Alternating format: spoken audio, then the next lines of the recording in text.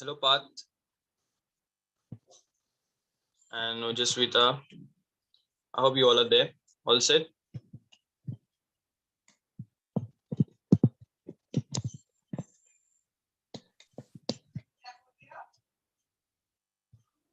Yeah, Path. Am I audible? Yeah. Hi, Deepak. How are you? Hello. All good. All good. So we'll be starting in 1 minute. Okay. Sure. Ojaswita, you there? You need to unmute. You're muted.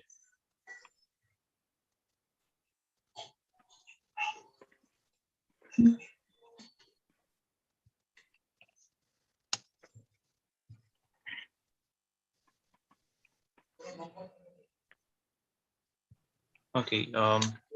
Now I can unmute. Yeah, you can do it. Yeah. All right. Then we'll start. We won't delay because it's already past 12. Okay. So Ojaswita, you can take the lead. Yeah. Right. Okay. So first of all, a very good afternoon, everyone. I, Ujaswata Dhale, on behalf of all the members of eCell, welcome you all to the second episode of Entrepreneurship Awareness Camp of this academic year. During the present times, we are forced to find innovative methods for information sharing, and thankfully, the new technologies allow us to do just that. I warmly welcome all the faculty present here and our guest speaker of the day, Mr. Parth Gupta, and definitely our audience for joining us today. The entrepreneurship cell was started by the students of Amity University, Mumbai, under the guidance of Amity Innovation Incubator, Noida, to foster entrepreneurship among the students on campus. We at eCell are focusing on developing the entrepreneurial spirit of young students, which we believe is pivotal for our country to develop and foster. eCell aims to provide an incubator to all the incubates within the campus with industry connections and a hands-on experience in the art of entrepreneuring. We also look forward to inspire students to play a prominent role in leading diverse entrepreneurial activities in the country and make a significant contribution to global innovation. Amity Innovation Incubator, under the aegis of Chancellor Dr. Asim Chauhan sir, has been operating and supporting startups in various sectors, right? Um, right from the idea stage to commercialization for more than a decade. Till now, we helped and supported more than 300 plus startups and invested in more than 55 plus startups through Amity Capital Ventures. Amity Innovation Incubator is supported by Department of Science and Technology, Government of India, and Niti Aayog under its Atal Innovation Mission, and Ministry of Electronics and Information Technology under its MSH initiative. Business World has recognized us as the second best incubator in the year of 2016. Amity Innovation Incubator has more than 17 virtual and physical regional centers in India and 7 centers abroad, along with a pool of 100 plus industry mentors supporting startups. It was felt that we need to focus on how a business starts, how one should analyze the finances associated with it. Most of our today's successful entrepreneurs started from nothing. How do businesses thrive in this situation? What are the aspects on which we should pay attention to? These are some questions we as future entrepreneurs always ponder on. Did you ever wanted to start a business without investment? Our today's expert speaker wanted to. And hence, he is here today to talk about these aspects of the problems, challenges, and their solutions to help make sense of what we are up against. Today's webinar is about how to kickstart a business with zero investment. Friends, it gives me great pleasure to give you a short introduction of Mr. Parth Gupta, founder and CEO of Kazina Diamonds, which is um, which is which has its own importance. Kazina Diamonds is a diamond jewelry company based in Delhi, India. They use 100% eco-friendly and ethically sourced lab-grown diamonds, which have the same physical, chemical, and optical properties as a mined diamond. It takes away the cost of mining and it also eradicates the possibility of blood diamonds.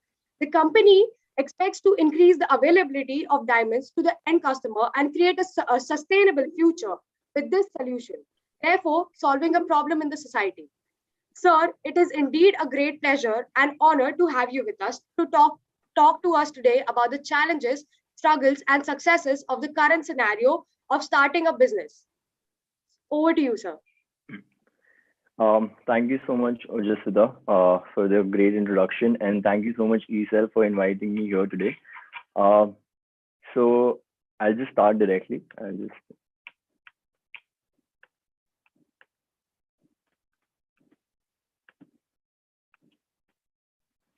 Just a second, I have to share the screen.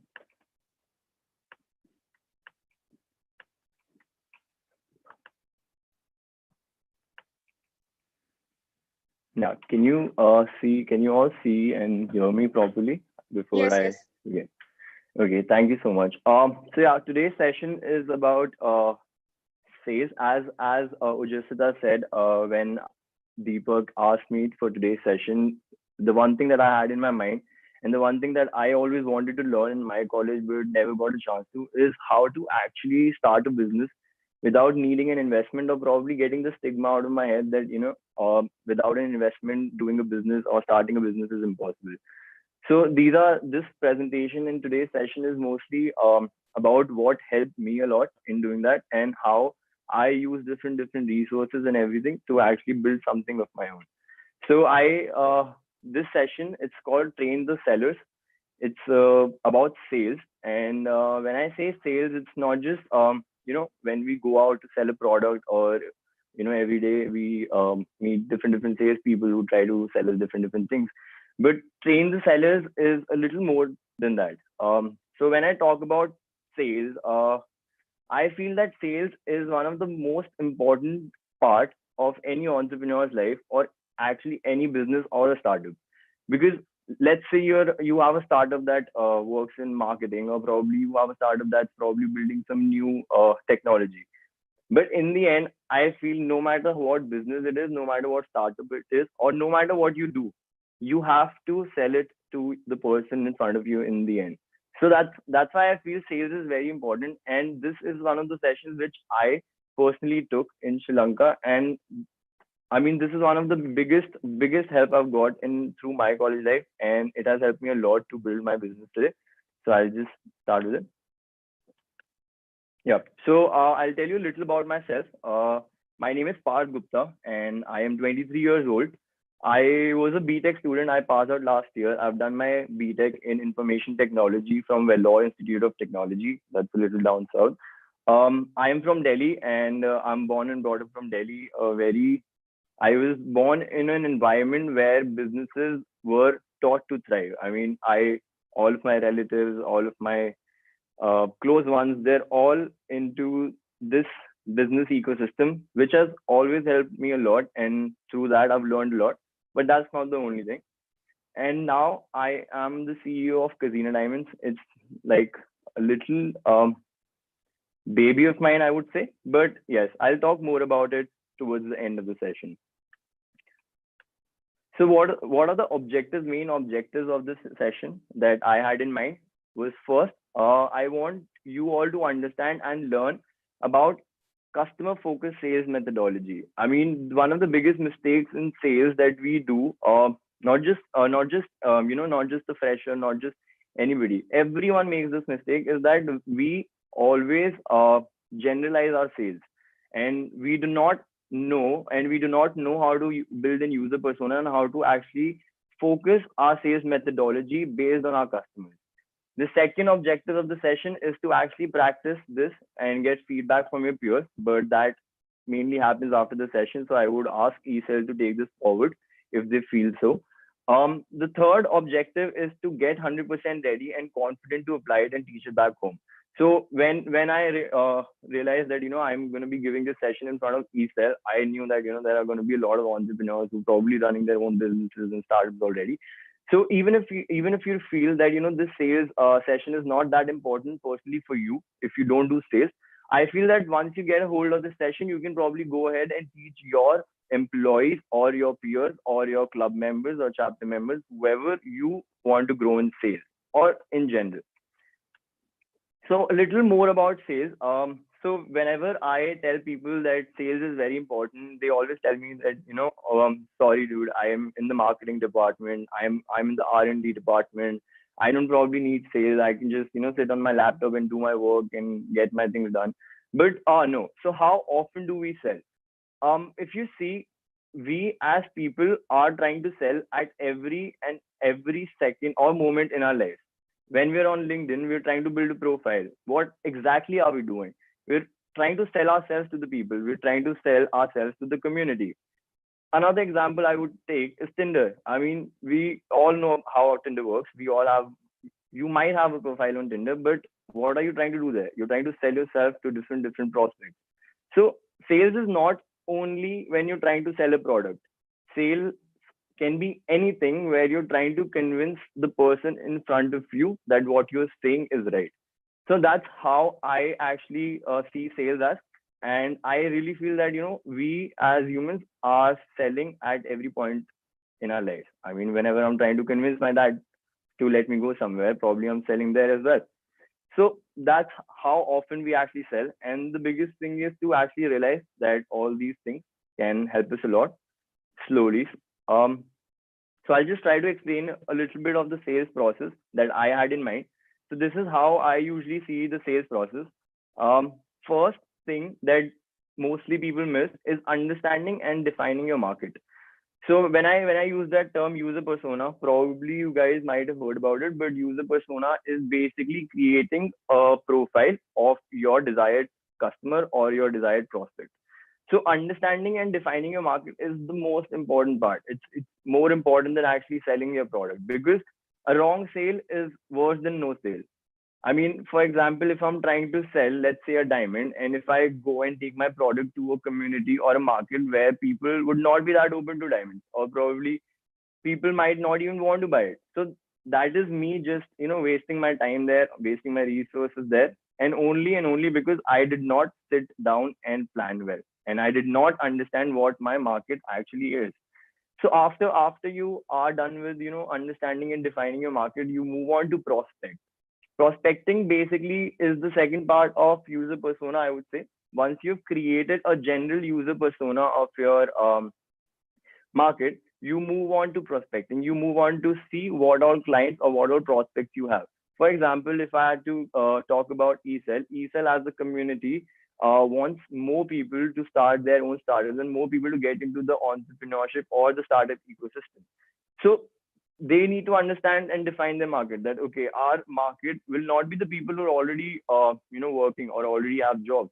Probably that might not be the primary market that they have, but their primary market would be college students who are now trying to build their careers, who are now trying to understand the startup ecosystem, and that's where ESL can actually come in and help those people.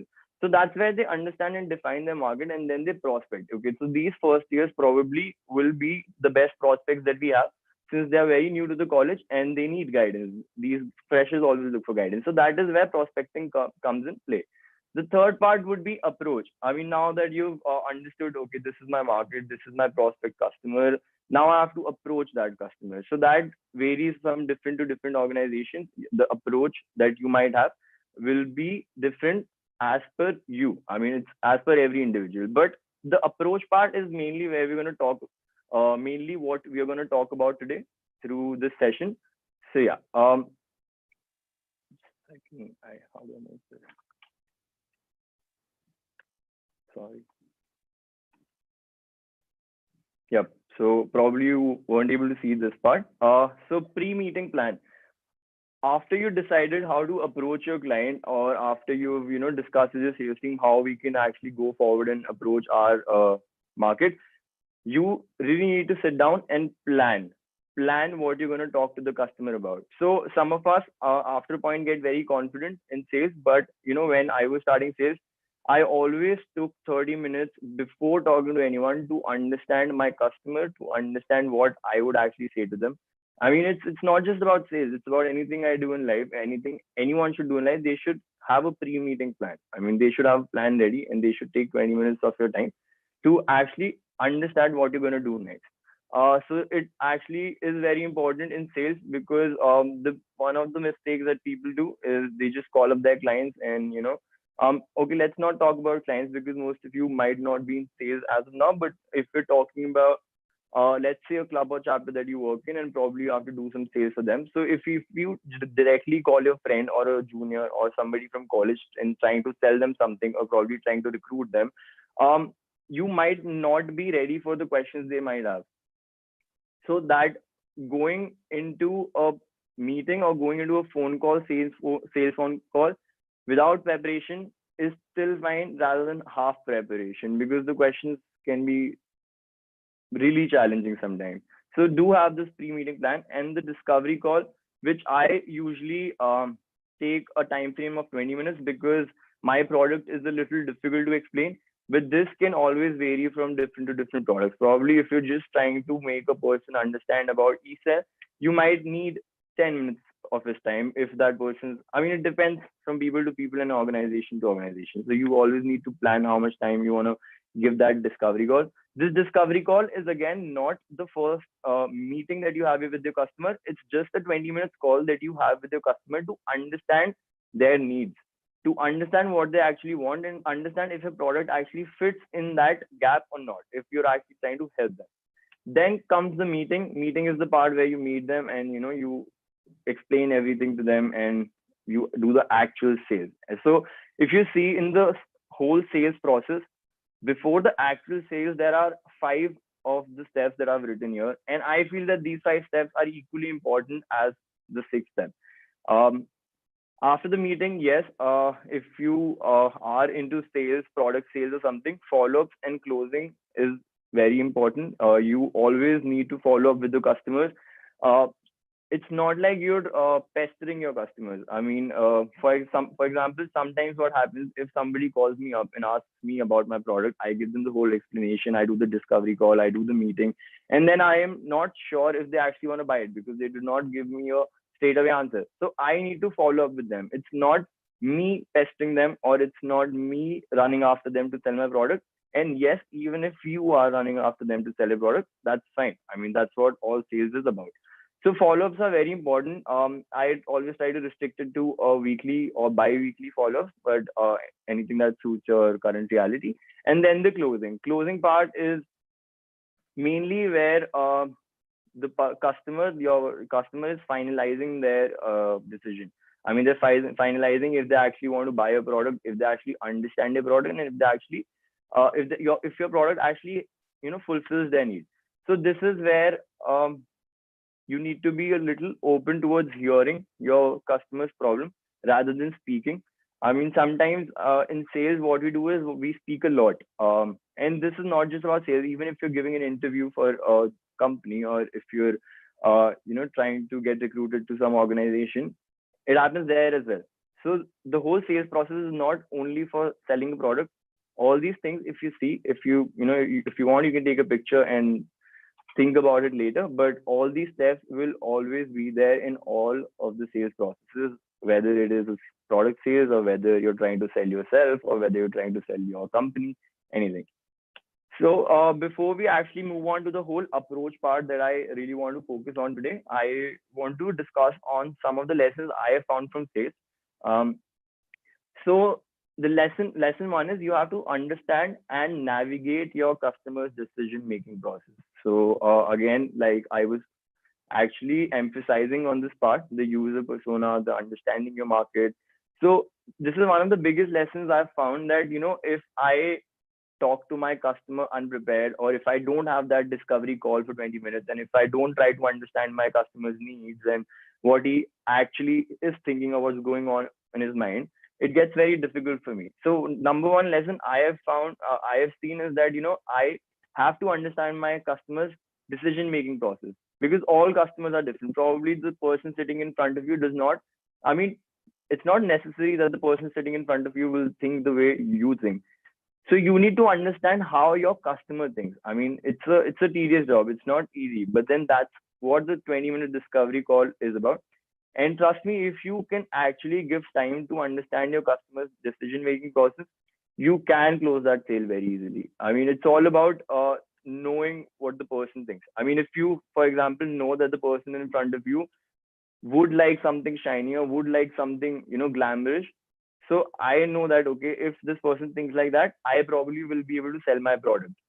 But somebody else who's trying to sell, let's say, some stones or something, he might not be able to fit in this market because the customer has a thought process which is inclined towards my product. So that's where you need to understand their decision making process. Other things in decision making process is usually the implicit I mean, how do I explain it? So implicit uh, decision makers. So there's always some implicit decision makers in a whole decision making process. For example, if you are trying to recruit someone for e-cell, that person might have some implicit decisions or alignment towards from their parents or from their peers. So you always need to understand how the customer is going to make his decision. So once you understand that, yes, probably uh, it gets very easy. For example, if I know the person in front of me, I want to recruit him for ESET, and I know that this person is gonna be he's still gonna talk to his parents or something. I can always tell him, that you will be getting certificates, or you will be building your career, you will be building your CV. So these are some selling points that I realize that I should tell my customer because he has some implicit decision makers in this whole process. So I just explained the decision making process a little bit, not in depth. So recognizing the necessities, that's how a customer usually um, makes a decision. I mean, it's not that this is the only decision making process. It differs for everyone, but I think that these are the 4 steps in a decision making process. So first thing is they recognize the necessities. Do I actually need to be a part of ESL, or do I really think that ESL is going to help me in my career? Probably. So when I recognize my necessities, that I want to build my career and I want to grow as an entrepreneur, I come and evaluate my options. So, okay, I am evaluating now that, is eCell the only option in Amity that can help me with this? Or probably are there any other products, or probably any other organizations I can be a part of? So once I evaluate my options, I see that, okay, no, eCell is the best thing I can join to build my career. So now I've evaluated my options. Now I move to solving my concerns. So how does this organization actually solve my concern? So my concern probably would be that, I'm not a good public speaker. I don't know much about sales. I don't know much about marketing. So does the option that I've selected actually solve my concerns? Yes, it does. And then they move on to implementing, where it could be buying the product or actually joining the organization, or so on, so on. Lesson 2, you have to find the right need. So I was stressing on it before as well, that you need to be clear what your product does, and you need to be clear what need it fulfills. For example, my product is a diamond.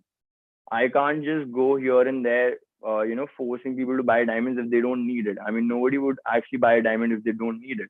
I mean, so that's where I understand my needs. So if I had to keep this in mind, I understand that, okay, probably the right people with the need that I can fulfill is the wedding industry, or probably the right people that I can help with through my product is the uh, area or the market where people are earning and they do not want to spend so much on a solitaire. So that's why they can, either go for lab growth, which are a little cheaper in price. And that's how I define my market and find the need that my product can actually fulfill. So there are different types of need. Any relevation that expresses a desire or concern that which can be solved by the seller. Now it's, again, I've already explained this.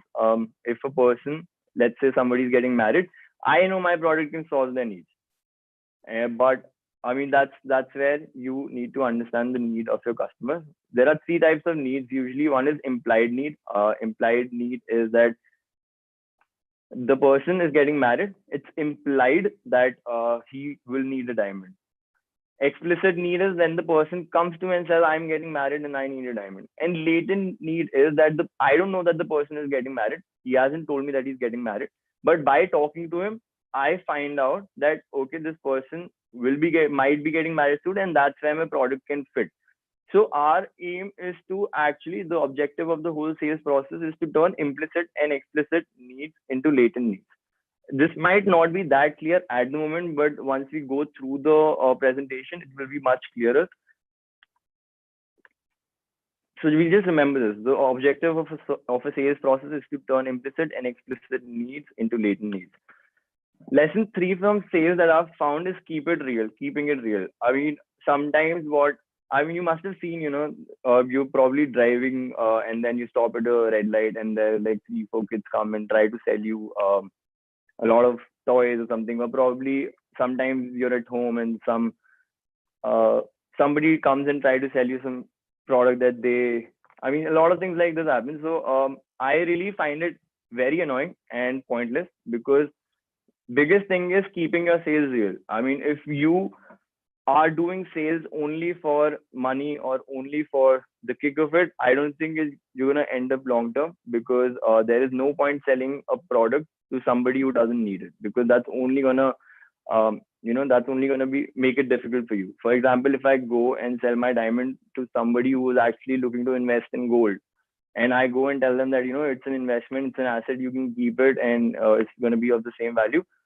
After 2, 3 years, they might just come back to me and tell me that I was planning to invest in gold, that would have increased my assets, but now that I've bought a diamond for you, I don't feel that it's increasing, so just take it back. And that actually happens. That happens a lot. People give back diamonds, and so if the sale is not real, if your product does not help your customer, do not do it. The aim should not be money. It should be doing actual sales. Lesson 4, I call it the triangle of happiness. I saw it somewhere on Google and I really liked it. 3 things that you really need to have a kick-ass sales is: first, product knowledge.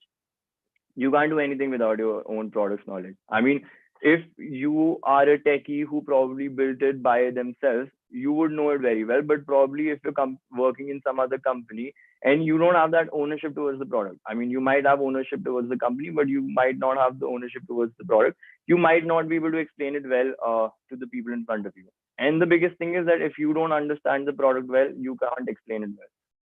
Second is preparation. Preparation is always necessary, and the right questions. So we'll talk about the right questions. But yes, these 3 things are very important: product knowledge, preparation, and right questions. This triangle can make you really happy in sales. So hence triangle of happiness. But how do we actually ask the right questions? I mean, I used to find it very difficult. But so how we actually ask the right questions is through spin selling. So what is spin selling is, it's a sales methodology that was developed a long time back. It was based on 35,000 sales calls, and it actually shows that buyer tends to strongly believe in the product when they on their own see it as a solution for some problem. What does it actually mean? If I tell you that you need a diamond, you might not believe me. I mean, you might just think that this person is trying to sell it to me because it's his business, he's earning off it. So what do I actually get out of it? So they might never believe you. Probably if you go and tell somebody that you should join eSell, that person will be like, probably this person has some hidden motive behind it. Why should I listen to this guy? I mean, these are some of the thoughts that come to our mind, and I mean, it's very general. There are a lot of things that can come to someone's mind. But spin selling says that it is always better to make your buyer strongly believe that the product that you have can actually fulfill their need or can actually be a solution to their problem without actually telling them.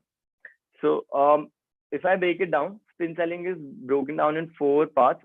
First is situation. Second is problem, implication, and need payoff. So we'll talk about all 4 in the later part. So why is spin selling useful? The first more important thing, I mean, I'm explaining spin selling in front of you, but I think you should know why and how is it very useful. So the seller makes the customer reflect and conclude by themselves that they need the product. Just like I said, if you go and tell somebody that you need this product, they might not believe you. But for example, you end up asking them a lot of questions. You're asking them about themselves, and you're asking them about their work or something like that. And through those questions, you make them realize that the product that you have can actually be a solution to their problem. So it's all about asking the right questions, and it's all about how well and how long you talk to the customer about.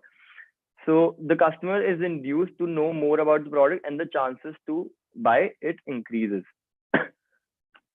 How do I do this? So more importantly, how do I actually get on spin selling? Probably it's not that clear from here how we actually pull off spin sales, but yes, situation. The first part of spin selling is situation. Understand what is the current situation of the organization. These questions tend to be open and less objective.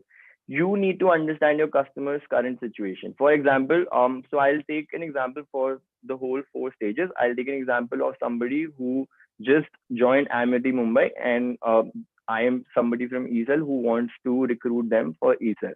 So again, this is also sales. This is not, I mean, you should not think that, only if I'm selling a product that would be sales. This is also sales. So understand what is the current situation of the organization. So these questions are actually very open-ended. So the situation questions, because these questions are actually going to help me understand my customer's current reality. So let's say I meet a first year, I can always ask them, okay, which year are you in, and which branch are you in? What do you want to? Why did you join Amity, and what are your plans for Amity? What are your plans for your career? This, that, this, that. So these type of questions are actually going to give me a clear idea about my customer. So let's say I ask him, what are your plans for your future? And he tells me that, dude, I want to be a musician. I want to be a dancer. Or let's say somebody says, I want to be an entrepreneur. I want to start my own startup.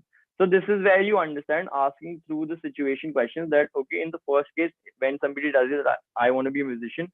Yes, probably ESL can still help them, trying to, helping them building their own business. But is it the right customer you have? Probably not. I mean, but if somebody comes and tells you that, I want to be a entrepreneur, I want to start my own startup. So that is where through this question, you understood that, okay, this person might be my right customer. So that's where you move forward. So situation questions are usually open-ended, and they just help you understand your customer's current reality. Talking about the second stage, which is problem. Relate problems, difficulties, or dissatisfactions of the buyer that you can solve.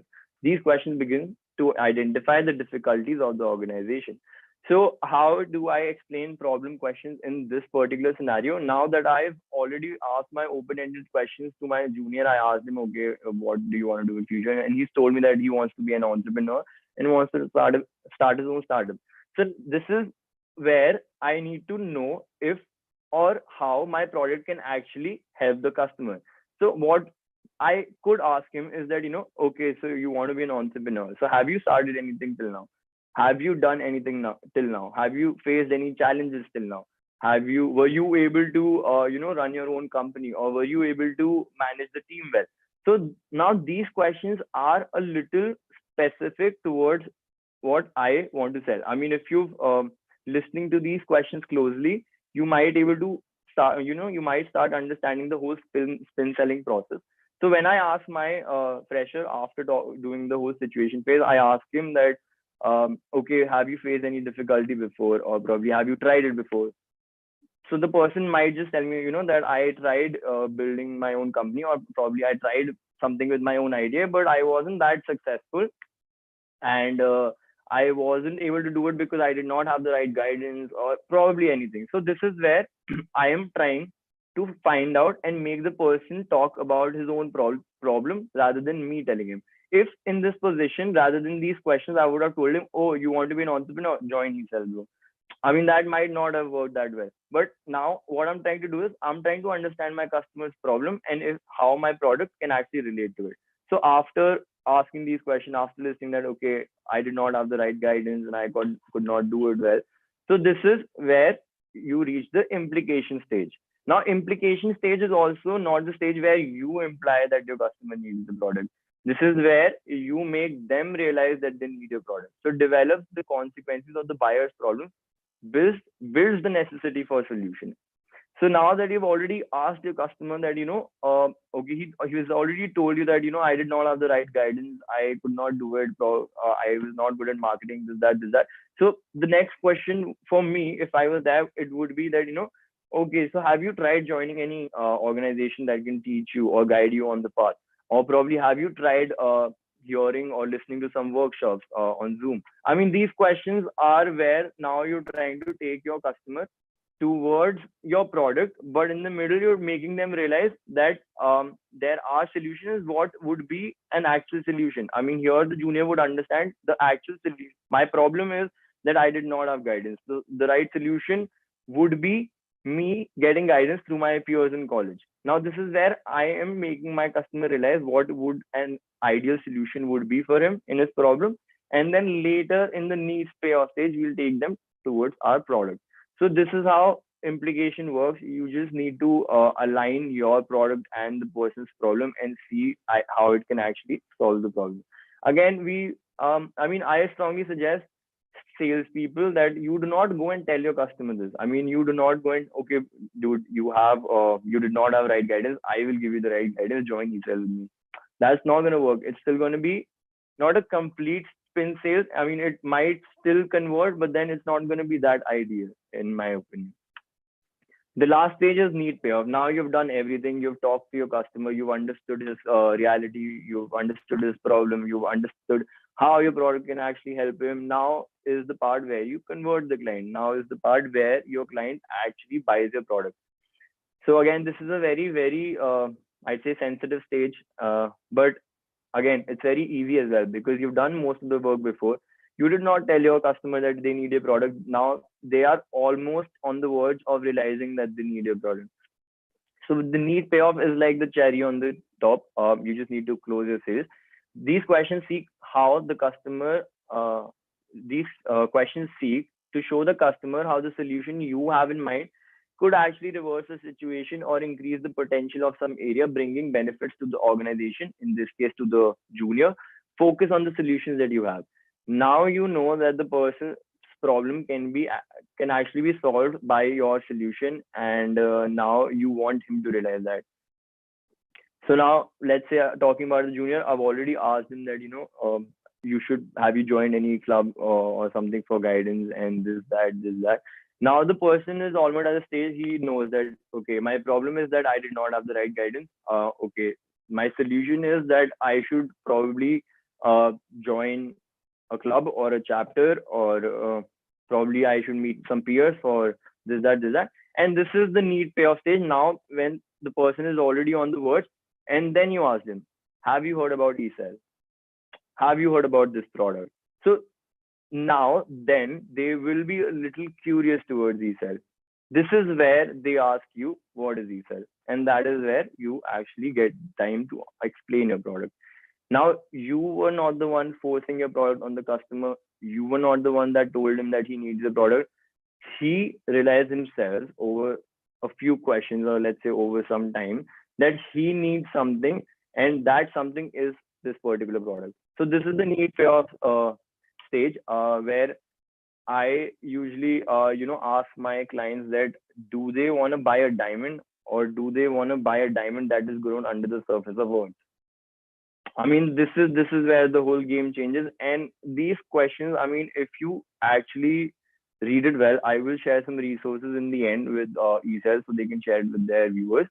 If you actually understand the whole spins methodology well, and if you take time and if you understand each and every stage for your own customers, it's gonna pay off. I mean, trust me on this. It's all about asking the right questions. So for example, I mean, one thing which is very important, and I've written it again and again, and probably said it too, get the buyer to tell you about the benefits your solution offers rather than forcing you to explain it. Again, this is also something, like I just said, this, you'll get a point where you will get time to explain to your product. I mean, you can still, use some questions that you won't have to explain your product that much. If I just ask the junior that, after asking that, have you heard about eSell? Probably he says yes, because I think eSell is very famous all over India. So yeah, even if he says no, okay, like I haven't heard about it. So you can say, okay, so have you heard about organizations that help startups to thrive, or probably has a whole startup ecosystem or a business ecosystem where you can grow and learn? So he'll say yes somewhere. So you're like, why haven't you joined such an organization if you were actually interested in something like this? So slowly through these questions, your buyer would understand that, there are actually benefits that can help my problem, and I can actually solve my problem. and probably the person in front of me knows a solution that can do that. So that is where now they're curious towards you, and they don't even realize that you are selling to them. Now they're curious towards you, and now they are going to ask you that, hey, can you please help me out with this? Do you have a solution that's going to solve my problem? So that's where the whole game changes. I mean, I really liked the whole spin sessions because this has helped me a lot in selling myself as a brand, as a person, selling my company as a brand, and selling my product. Because I just completely stopped telling people things. I just I just started asking questions, a lot of questions, and people love talking. So when you ask them questions, they grow a little attracted towards you. This can always help, even on Tinder. I mean, it helps. Just ask the right questions. So this is about spin methodology and a lot about sales. I mean, I really hope this was helpful for you. But before I move towards the end, I'll tell you a little about Kazina and myself. So Kazina, the name means khazana. It means treasure. Again, it took me a lot of time to actually come up with this name, but this is an Uzbek. The language is big. It means khazana. So it was very directly aligning to my business. So yeah, I really liked it. So a little about Kazina. I started Kazina last year, May 2nd. That's when Kazina started. But I had started planning Kazina in my third year itself. In my third year, just like every college person here, probably you guys might relate to it, I was very confused as well as stuck. And I was deciding what I should actually do with my life. I mean, I've tried everything. I've been part of 5 clubs and chapters. I've done MUN. I've done ISEC. I've done this, that. But where am I actually going? I mean, so that is the stage where I was, and that's where I realized that I really have this inclination towards doing something new, plus doing something worthwhile as well as something unique. So that's what my mindset was. This was my mission. I mean, this is my complete mission that I want to do something new and I want to do something unique. So that's where in 2019 I read about lab grown diamonds. And when I read about this technology, I realized that, this is the future. These are probably the diamonds of the next generation. Because I personally do not see myself as spending 10 lakhs or 20 lakhs on a freaking diamond, even if I'm 40 years old or even if I'm 50 years old, because I think that's pointless. And plus, I do not actually support blood diamonds because there's a whole process of diamond mining. So, I mean, I realized that I do not see myself buying natural diamonds after 20 years. And I actually consider myself as the most annoying customer.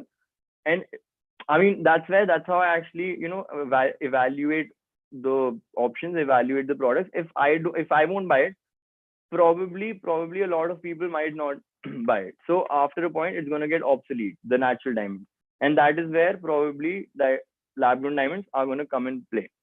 So I'll tell you a little about lab grown diamonds because telling about Kazina and lab grown is not that important for me today because there's a little more which I want to share. So there's a small video. There's a small video which I'd like you to see.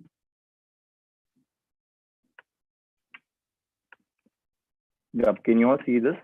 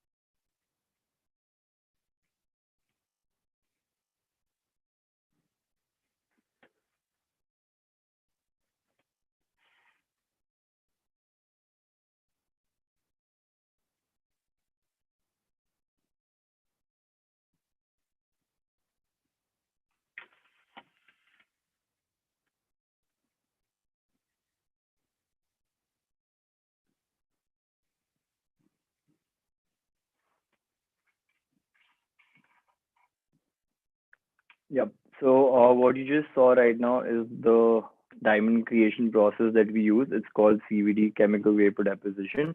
And again, lab grown diamonds. I mean, if you ever want to read more about it, you can always go on our website. I mean, it's very interesting, but I'll just move forward. I'll just share a little story behind Casina and why I actually started with Casina. So the main thing about if you're starting a business or you want to be an entrepreneur, the main thing is you clear your aim. I mean, what is that you aim to do? I mean, what my aim in college or in life is to actually earn money. I mean, some people have different aims. Some people want to do good for the society. Some people want to be a philanthropist. But I wanted to earn money, and I was very clear about it. So I mean, I think everyone, if you want to be an entrepreneur or even in life, just be clear of what you aim to do. Don't be a little doubtful. Take your time. Be clear of it. Second is be self-aware. Why I would say be self-aware is because how it actually helped me when I was clear that my aim is to earn money. I realized that I am good at sales, I am good at marketing, but I am not good at design. I am not good at tech. I am not good at this. But what I found out that I am good at sales and marketing. So that's where I realized that to earn money, I need to use these strengths, and this is where I can actually focus my time on. So that's where I realized that okay, now I know that I need a company which is sales oriented as well as can be built into a brand later through my marketing skills. So this is where being self-aware helped me. Third is knowledge. Again, talking about product knowledge or genuinely knowledge is very important. So you must have heard a lot of times that people say don't be jack of all trades, this that. But to be an entrepreneur, you have to be jack of all trades. Because okay, I mean, people would tell you that you don't need to do this. You can probably hire someone to do it. But in reality, to reach that point where you can hire someone, you need to do everything, because otherwise you won't reach that point itself. So forget about hiring someone to do your stuff. So I personally have done accounting, I personally have done deliveries, I personally have done logistics, sales, marketing, and till today there is only one employee in my company, that is me. I run this alone because I was trying to reach the point where I can actually hire people with my own money rather than looking for investments or here and there. So knowledge is very important. Try to read, listen, and watch. Do not talk. Try to read, listen, and watch. Talk when you know stuff. Reading online, reading books. There's this book called One Thing. Do read it. So reading helps a lot. Listening to TEDx, I mean TED talks, listening to your peers. I mean, I think ESL must have a lot to offer. A lot of experienced people who can tell a lot to your I mean, clubs and chapter people. But yes, always listen and watch. Watch videos, watch YouTube. I've learned half of the things I know in life. I've learned through YouTube. I mean, I'm not even kidding. Not through my college. So knowledge is very important, and you should always be open to learning. What happens is that usually people, when they start their business, after 3 4 months, they actually feel like they're at the top of the world. Do not feel like that, because there's always scope of learning. And if the scope of learning, if you feel that there is no scope of learning anymore, probably you're wrong. I mean, so just think about it. Again, being jack of all trades is one of the things I believe in, because it's not like I go and sell all my products. It's not like I do my own marketing. But now I have done it over a period of time, and now I could actually hire interns and I could actually hire employees to do that. So ownership. One more thing which is very important is ownership. Even if you're working in someone else's company or if you're working for your own product, believe in yourself, believe in your product, and believe in your company. So always and always, probably I still feel that my idea and my vision is not that smart. I mean, probably it's stupid. Probably only I like it.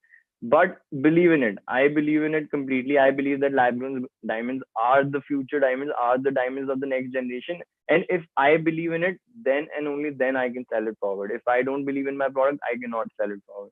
So you need ownership. Again, you need ownership towards your company and your idea, because a lot of entrepreneurs, they get cold feet after 6 or 7 months down the line, or probably 1 year down the line. They want to exit their this thing, they leave their funding, and they just go away. Do not do that. Try to own up to your idea. Probably it's stupid. Probably people might say stupid, but it's fine. Do not be scared to stupid. Probably the people who started, I mean, people probably thought Steve Jobs was stupid when he was doing that, but he changed the whole design of the world. So don't be scared to be stupid. So traditional, I mean, sometimes these traditional business ideas might not attract people. For me, when I was starting Kizina, I actually asked people to join my team. I asked designers. I did ask content writers. All of them said no. Why? Because these traditional business ideas sometimes are not that attractive because, I mean, we as students are more attracted towards something that's unique, something that's new. But since it was a traditional business idea, people said no, and that might happen to you as well. So do not get demotivated or do not think that you won't be able to do it alone. You can still do it. Execution, again, one of the very important things is after you realize your aim, if you're self-aware, your knowledge is complete, you have the ownership towards the company, people sometimes fail at execution. I just have three very important things to say in terms of execution. Time is money, and resource planning is very important. I have seen people wasting their time, which I would suggest you not to do at all if you're a budding entrepreneur. Use it very, very smartly. And resource planning.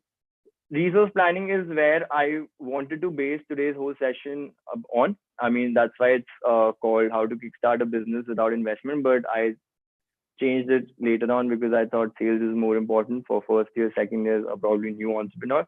But resource planning is by far, I mean, is the most important thing you can do in your own startup or your company. Plan it well, plan where and when you want to use the resource. If it's money, if it's time, if it's your own talent, if it's your employee, plan it well. Otherwise, it is going to go to waste. And once these resources go to waste, they never come back. I mean, you cannot earn it back. You cannot earn back your time. So resource planning is very important. I mean, I will probably, if you want to know more about it and how I did my resource planning to start my business without investment, you can always hit me up on LinkedIn. And networking. Again, networking. I used to feel in first year that, if I ask my seniors, let's say Deepak is here and probably some ESL junior who just joined will be so scared to talk to Deepak, and only because they'll be scared because they think that their question might be stupid, or probably what they say might be stupid in front of Deepak, and they do not want to, they don't want to be ashamed of themselves or this and that. Don't feel like that, because once you are 30 and you're earning 100 crores, nobody is gonna give a fuck. I mean, that's just the bottom line of it. Also understand that sometimes your ideas might not fall into the complete startup ecosystem, but do not be disheartened, because it's not like only startups can thrive. Probably your traditional business can also thrive through your idea. Probably a company can thrive because all these ecosystems are very different. Business ecosystem is very, very different from startup ecosystem. What you need to do is actually find the right person to learn from. I mean, if you want to start a traditional business, find somebody who has done a traditional business and they can probably teach you better rather than going to someone who's running a startup. And if you want to do a startup, do not go to someone who's running a business. So, I mean, you find the right people to talk to. Do not be scared to talk to them. I mean, I still get a lot of messages on LinkedIn. People just want to learn. And I never say no. I always talk to them. I talk to them for 1 hour. They give me a call. And I mean, people won't say no to talk to you. So if you see that someone is doing something and you want to learn and or even know how they did it, talk to them. Don't be scared. And always be clear of the ecosystem that you're in. I mean, do not be confused there. There's a thin line, but be clear. And I've already said this. Do not run after money. Work on your instinct. Probably it's okay to be broke for 1 extra year to actually have a very good life and to actually make your business thrive. So don't run after money, run after your idea and run after your values, whatever values you want to present from your product or your company. So run after that. And again, one more thing I forgot to say about networking. People have the stigma that if they use their family network, probably they did not do anything. Probably they're useless. I mean, a lot of people used to tell me that, your dad already has a business. You're still going to be set. You're going to use his network to build your own business, this and that. I think it's stupid because cashing your network is actually one of the biggest skills and most reputed skills in the world. I mean, even if you ask Deepak, he must have heard about it. If you cannot cash your network, that network is useless. I mean, if I can't drive my car, why do I even have a car? So it's like that. Cash your network, even if it's your father, even if it's a mother, even if it's a brother, anyone, just cash it. Not like you want to ask them for money. just try to build your network through them. Try to see where you can fit your product and how you can cash your network. Because I sold my first ring or diamond to a friend, but that does not mean that I did not do anything or probably that sales was useless. That sales did help me a lot in my company, and that's how I actually moved my company along. So do not be scared to cash your network. And there is no guidebook to success. There is no guidebook to business. There are a lot of books, but then I feel there is no guidebook to business that can teach you each and everything. So work on your instinct, and you always learn by doing. It's okay to fail. I always feel this when I'm doing something new, that I'm facing a challenge. Probably I will not be able to do it, and probably the people who are successful did not face this challenge. But that's not true. If you're facing a challenge, other people must have faced it too. Try to work on it. Try to work on your instinct. Try to learn from it. Even if you fail, learn from it, because I feel that in life there is no failure. There is either success or a lesson. So if you are not succeeding, go for the lessons to actually get something out of it. And so every successful people face challenge sometimes, and that's much about it. So lastly, I would say sell yourself well. It's a business or it's a company or organization, anything that there is, sell yourself well.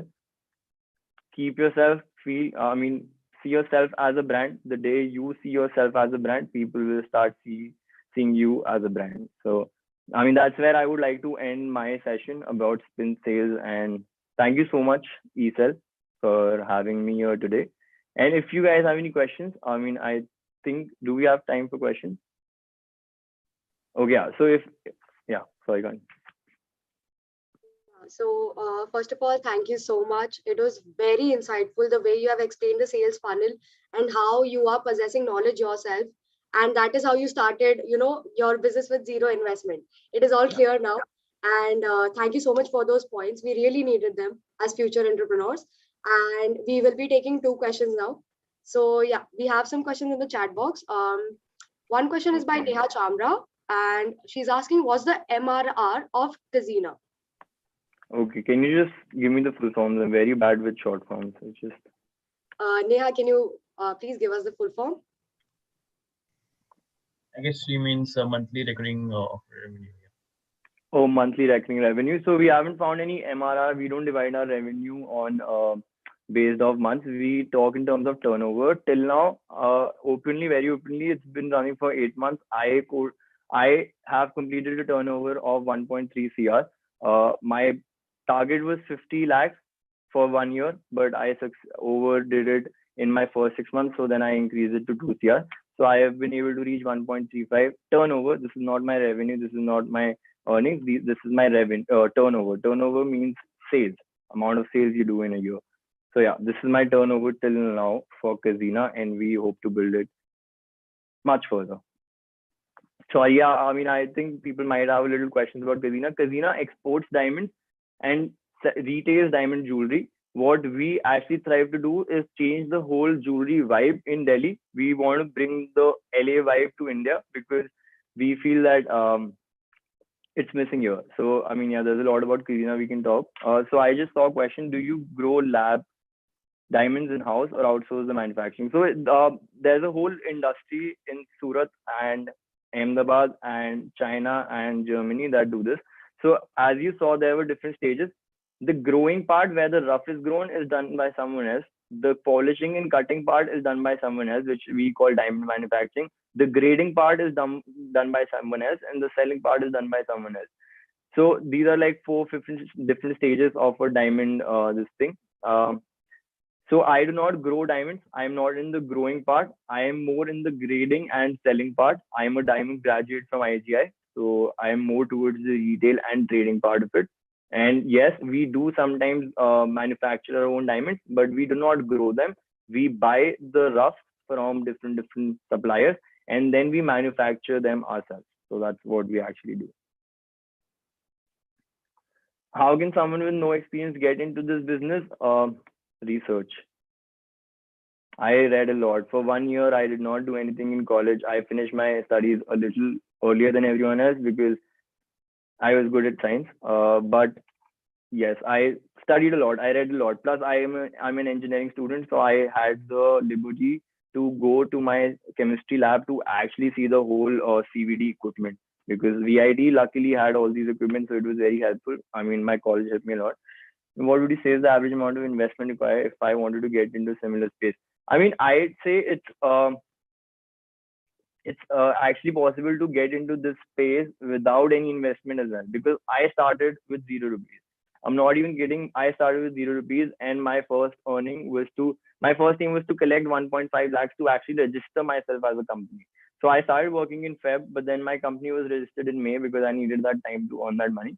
So you do not need any investment. I mean, if you want, you can take my number from Deepak, and I can explain to you how, without an investment, you can start this type of business for a diamond this thing, even if you want to do it. But yes, if you say what is the average amount, money makes more money. So the more money you put, the more money you can make. So it's like that. But then if you're okay with slow income and slow sales process and slow growth, you can always start without an investment. Right, okay. So thank you for answering these questions. I have one last question for you, which is what one advice would you give to all the future entrepreneurs that are present here? Again, one thing that I have seen in my college time, that failures always dishearten people to an extent from where they can't come back. So again, I'll just stress on it, and this is my favorite line that I only wrote. There are no failures in life. It's either success or a learning. So try to focus on the learning. Do not get stuck if you fail somewhere. Probably you do not get a board position in result. It's fine. Probably somewhere else. Probably you'll one day build your own company and you'll be the president. So do not focus on the failures. Focus on what good you can get out of a situation. And I think that is pretty much going to give you the confidence to achieve anything in what you want. Yeah. Thank you so much, sir. Now we have our president, Deepak, who would like to speak a few words. Hello, Parth. It was really great to see the jinx of the sales, marketing, and theory and practical concept. And you spoke your experience really well. Really loved it, and I think it's a great opportunity for the students of Amity University, Mumbai, for contact Parth, and it's a very good time. Tomorrow is Valentine's Day, so I think it would be a good revenue for Parth as well. Yeah. It's a great time to pitch in, by the way. So yeah, it was really great to have you, and it was a great presentation as well. Thank I you so hope much. we can have you more, associate more into this. Sure. Good luck, Parth, for Casina and to you. And over to Okay. you with this. Thank you so much, guys. I'll take your leave. I have to read somewhere. Thank you so much, ESL Amity. Thank you so much, Amity University, Mumbai. And thank you so much, Deepak, Rujita, and Ujasita. I loved being here and hope I can connect with you guys sometime, and reach out to me on LinkedIn if you guys want. Bye bye. Thank you so much, Oh. sir. Right. So with this, we come to the end of our session, and I would like to thank everybody for their presence. And I would like to thank all the faculty who have guided us for this webinar. And at last, I would like to thank all the audience for being so interactive. We hope that you all have learned from this webinar, and I thank you so much again for joining in. Have a great day ahead.